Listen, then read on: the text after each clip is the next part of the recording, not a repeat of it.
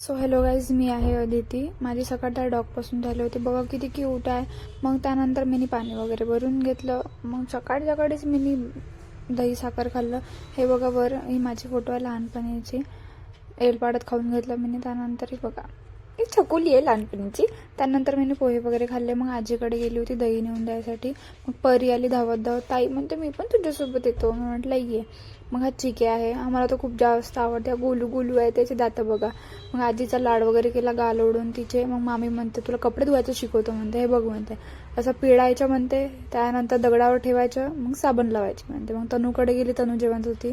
मग ते जेव म्हणते. म्हटलं जेव बाई. म्हटलं हा डिअर कॉम्रेड पिक्चर पाहत होता. मामा म्हणते तिला थंडी लागते का नाही बाई तुला. मग मामी आपटून सांगत होते असे आपटायचे म्हणते कपडे. मग परी सुद्धा घरी जाऊन ट्राय करत होती.